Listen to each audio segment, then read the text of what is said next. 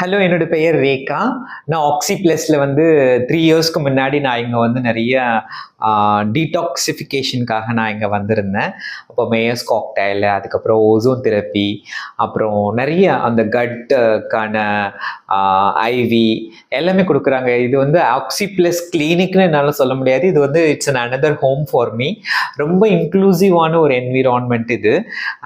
நான் டாக்டர் பிரியா பத்தி சொல்லணும்னா, அவங்க வந்து ஒரு சிஸ்டர் மாதிரி எனக்கு.